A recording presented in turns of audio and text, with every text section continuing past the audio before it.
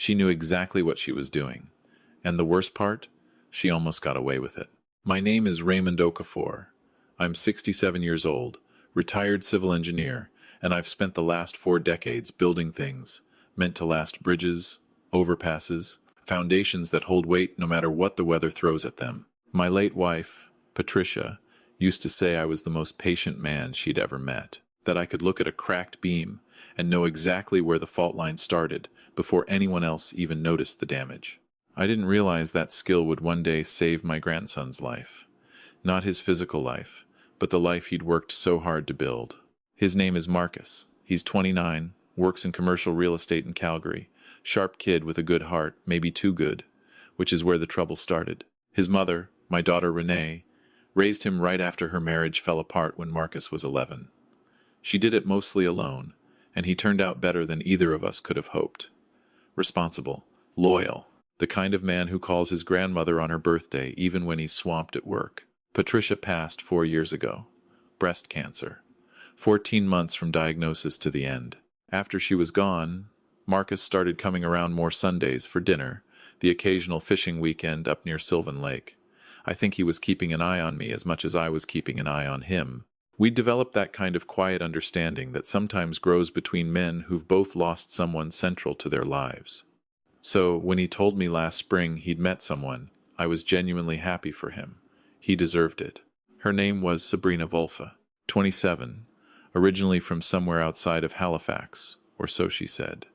She worked as a financial wellness consultant, which I later learned was a title she'd invented for herself. She had that particular kind of confidence that fills a room without being loud about it. Warm smile, good memory for details. She'd remember that I took my coffee black, that I preferred the CBC over CTV, that I'd once worked on the Deerfoot Trail expansion. Small things. Calculated things, though I didn't see that yet. Marcus introduced us at a dinner at Renee's place in Cochrane about 8 months ago. My daughter was already charmed. Marcus was clearly smitten. I sat across from Sabrina that evening and watched her work the table, the way a good contractor reads a blueprint methodically, missing nothing. I told myself I was being a protective old man. The relationship moved fast. Within 3 months, Marcus had moved her into his condo in the Beltline. By month 5, they were engaged. The proposal was at Banff Springs, which Sabrina had apparently suggested. She'd even looked into venues before he'd officially asked her, which Marcus told me as though it were a charming detail. I stored it differently. She was already planning a future she hadn't been invited into yet. The wedding was set for the following September. 14 months away, reasonable enough timeline, but things started escalating quickly after the engagement. Sabrina began involving herself in Marcus's finances in ways that felt, to me, premature. She encouraged him to consolidate his investment accounts. She had strong opinions about his will. She mentioned, casually over a Sunday dinner, that the two of them had been thinking about estate planning and had even consulted a financial advisor, one she'd found, one Marcus had never met before their first appointment. I kept my face neutral.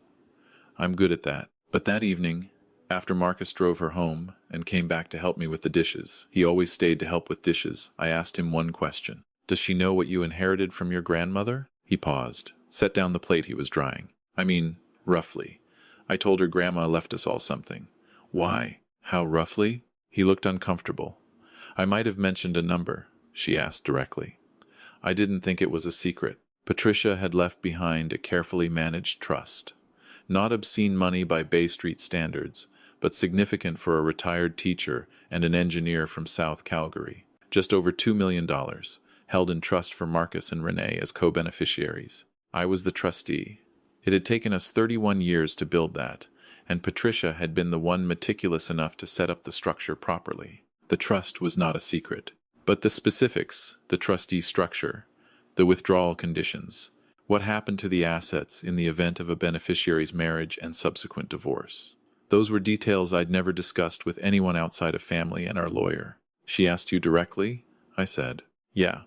We were talking about futures. She said she wanted to understand where we were starting from. I nodded, kept drying dishes, said nothing else.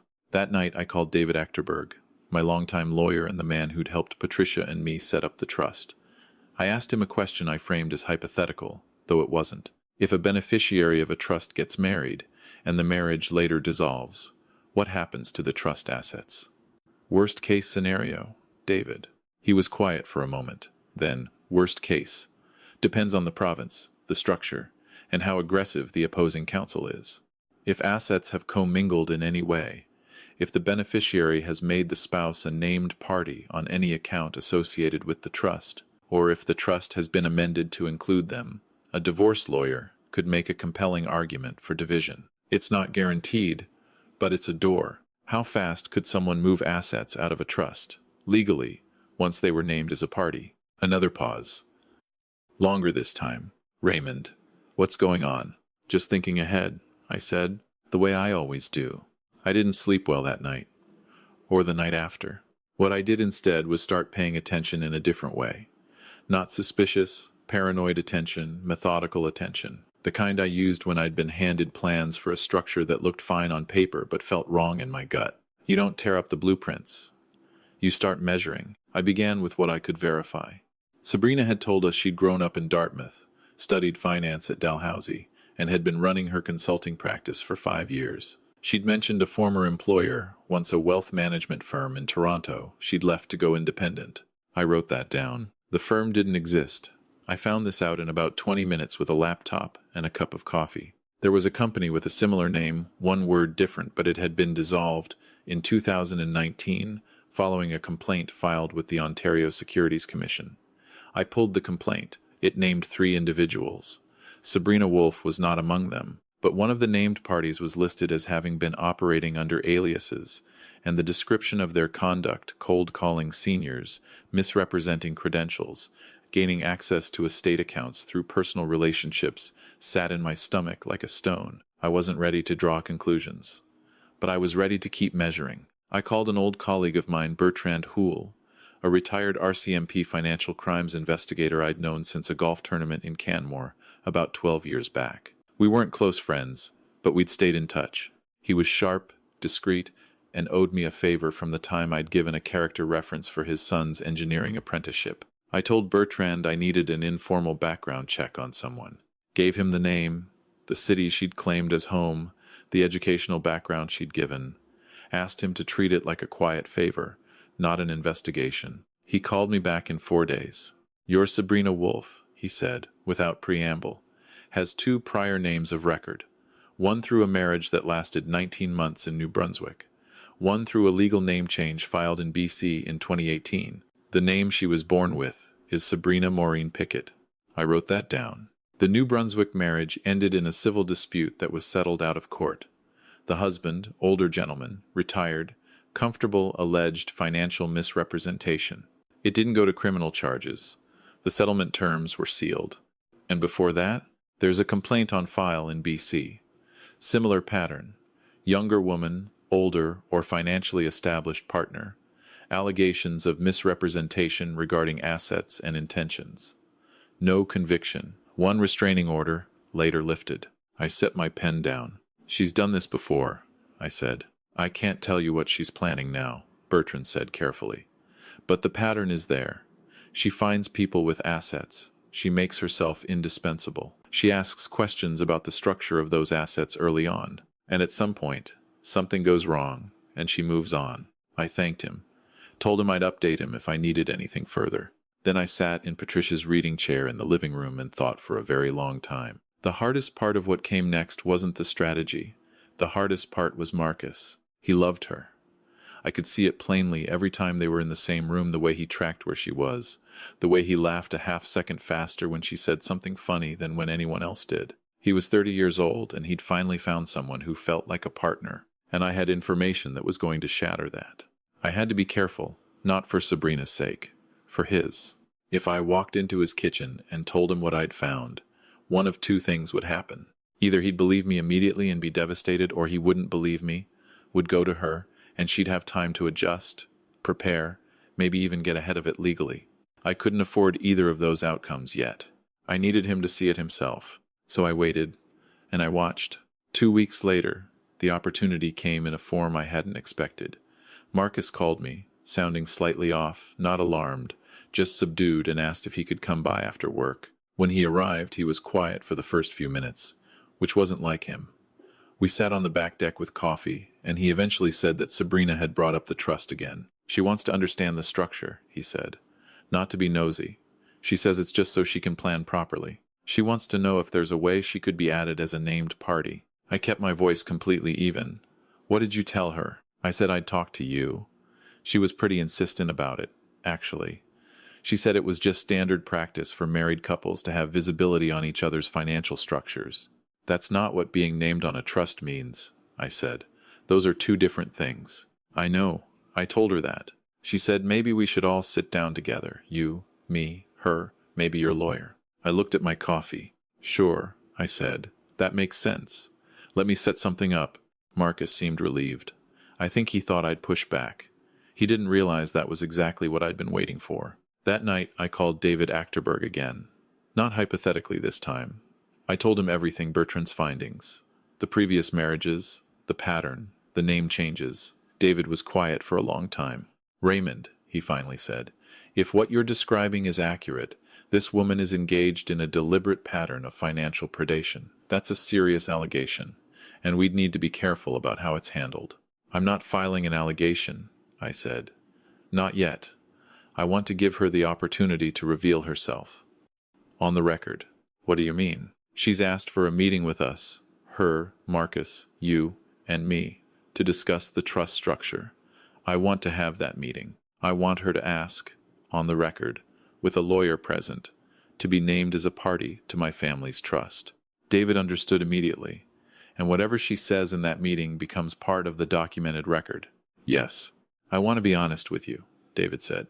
This is going to be hard on Marcus. I know, I said, but less hard than what happens if we don't do this. We set the meeting for a Thursday evening at David's office in downtown Calgary. I told Marcus it was so we could have a neutral professional space and make sure everyone understood the legal language. He seemed slightly surprised. I think he'd expected a kitchen table conversation, but he agreed. The 4 days between that phone call and the meeting were the longest I can remember since Patricia's diagnosis. I went through my normal routines. I went to the gym 3 mornings. I called Renee once. Without telling her anything, I just wanted to hear her voice. I drove up to Sylvan Lake on the Saturday and sat by the water for a couple of hours, the way Patricia and I used to do when we needed to think without noise. I kept thinking about the moment I'd have to watch Marcus understand what the woman he loved actually was. I kept thinking about how I'd hold that for him. Thursday came. David's boardroom on the 14th floor. Clean late afternoon light coming through the windows. Downtown Calgary spread out behind the glass. Marcus arrived first. Sabrina came in 2 minutes later, dressed carefully, professional but not cold, approachable. She shook David's hand with confidence, complimented the view, said she was glad we were doing this as a family. That word, family. She used it like a tool she'd sharpened. David opened by explaining the structure of the trust, the basic framework, the beneficiary arrangements, the trustee's role and responsibilities. He was thorough, methodical. I watched Sabrina listen. She asked good questions, smart questions. She'd done her research. Then, after about 20 minutes, she said what she'd come to say. I appreciate you walking us through all of this.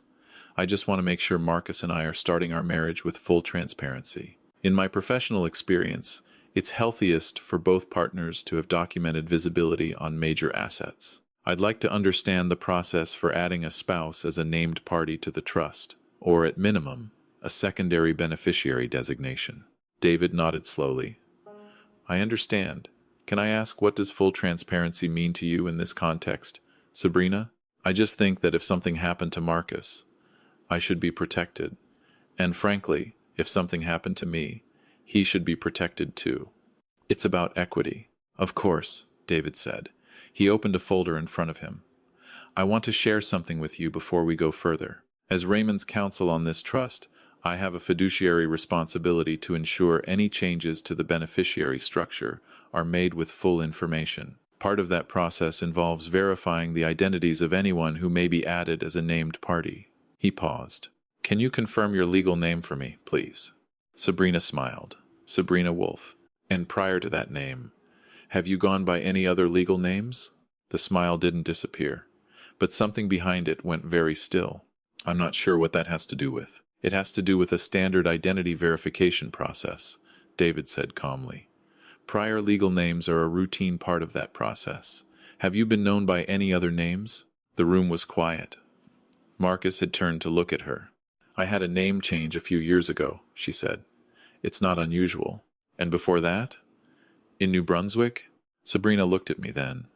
It was the first time she'd looked directly at me since the meeting started. I held her gaze and said nothing. I don't know what you think you know, she said quietly. I know about the complaint in BC, I said.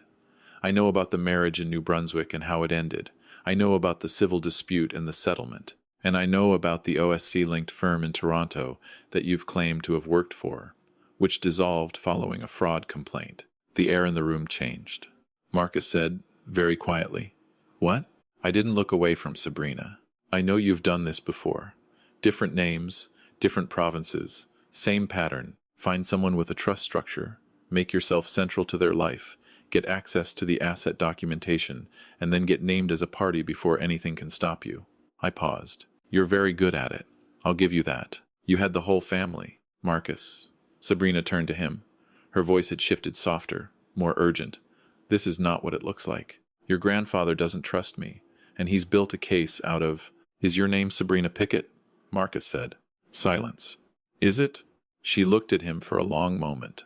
Something moved across her face, and I don't know if it was genuine, some fragment of actual feeling for him, or just the calculation of what the next move needed to be. I've thought about it since. I still don't know. She gathered her jacket. She stood up. You should talk to a lawyer, she said, to no one in particular. Then she walked out. The door clicked shut behind her. Marcus didn't move for almost a full minute. He sat with his hands flat on the table and stared at the space where she'd been sitting. David quietly closed his folder. I didn't say anything. There's nothing to say in that moment, no words that reach someone when the floor has just dropped out. Eventually Marcus looked at me. He didn't say anything either. He just nodded. Once. Slowly. The way you nod when something has confirmed what part of you already suspected, and you're grieving the fact that the suspicion was right. I reached over and put my hand on his arm and left it there. We sat like that for a while. What happened after that moved faster than I expected. David had recorded the meeting with consent disclosures in place, as per standard practice, and the transcript, combined with Bertrand's findings, was forwarded to the Calgary Police Service and the RCMP Financial Integrity Program the following week. It turned out Sabrina Pickett, her legal birth name, was already a person of interest in an ongoing file related to a complaint filed by an elderly widower in Edmonton the previous year. Our documentation gave investigators what they needed to move forward. She was arrested 6 weeks later, not in Calgary, in Kelowna. Different name, different man, different trust. The charges included fraud over $5,000, identity misrepresentation, and obtaining financial information under false pretenses. The proceedings are still ongoing as I write this. I am told there are likely more charges coming from the Edmonton case. Renee cried when I told her the whole story. Not from relief. I don't think mostly from the weight of how close it had come. She kept saying she'd liked Sabrina. She genuinely liked her. That's the thing about people who do this for a living. They're not monstrous. They're charming. They're warm. They remember how you take your coffee, and they ask about your late wife by name, and they make you feel, for a while, like the family is finally complete again. That's what makes them dangerous. Marcus took 3 months. He didn't date anyone. He went quiet the way a person goes quiet when they're sorting through something large. He threw himself into work. He came for dinners less frequently, and when he did come, we didn't talk about her.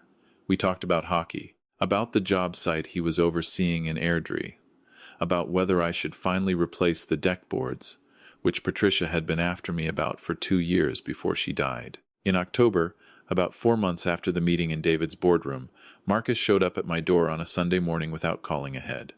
He had coffee from the Tim Hortons down the street. He handed me one. We sat on the front steps because the morning was still warm enough. After a while, he said, "How did you know? Like, what was the first thing that felt wrong?" I thought about it honestly. She asked about the trust before she had any reason to. I said, "Not because that's an unusual question. Couples talk about finances, but she asked specifically about the structure, what kind of trust it was, who the trustee was. Those are questions you ask when you're planning something, not when you're just trying to understand someone." Marcus was quiet. I kept thinking I was being unfair, I said. that I was just a protective old man who didn't want to share his grandson. Were you? A little? I considered it. Probably. Yeah. But being protective and being right aren't mutually exclusive. He almost smiled. I should have asked more questions myself, he said. You were in love, I said. That's not a character flaw. That's just being human. He nodded. We drank our coffee. A neighbor walked a dog past the house and waved. Normal Sunday morning. The kind of morning that exists on the other side of things that could have gone badly. Before he left, Marcus stood at his truck and looked back at me. Thanks, Grandpa, he said. That was enough. That was more than enough. I've thought a lot, in the months since, about what I'd want anyone reading this to take from it. Not just younger people, but people my age, people who've built something over a lifetime, and perhaps don't realize how visible that makes them to the wrong kind of person. The first thing I'd say is this. Love is not the same as information. Loving someone, being moved by them, finding joy in their company, none of that tells you who they are. It tells you how they make you feel. Those are related, but they're not the same. The people most capable of exploitation are often the ones best at generating the feeling of love quickly. That speed itself is worth noticing. The second thing, pay attention to the questions someone asks early. Not the personal questions we all want to know. Who someone is, where they came from, what shaped them. I mean the structural questions. The questions about how things are held, who controls what happens in various hypothetical scenarios. Those questions, asked early, before trust has had time to actually build, can tell you a great deal about where someone's mind is oriented. The third thing, and this one is for anyone who is already worried, who has a nagging feeling they've been dismissing as paranoia or overprotectiveness. Take the feeling seriously before you take the action. You don't have to accuse anyone. You don't have to blow anything up. You just have to start measuring carefully, the way you'd inspect a structure that looks fine, but doesn't feel right. Gather information. Talk to a lawyer. Talk to someone who knows what financial fraud patterns look like. And if you find what you're afraid of finding, don't handle it alone. Report it, not for revenge, not for satisfaction, but because the next person in line doesn't have someone paying close enough attention. Sabrina Pickett was already in Kelowna with a new name and a new target by the time we got our paperwork together. That still sits with me. It probably always will. Patricia used to say that the most important thing a family can do is pay attention to each other. Not hover, not control. Just pay attention. Notice the small things. Be the person who asks the question that nobody else thought to ask. I'm glad I was paying attention. I'm glad Marcus trusted me enough, in that quiet way we have, to let me pay attention. He's doing well now, better than well. He's the same person he was before all of this, maybe slightly more careful, which isn't the worst thing a person can become. The deck boards, by the way, still need replacing. I think I'll do it in the spring. Patricia would have something to say about that.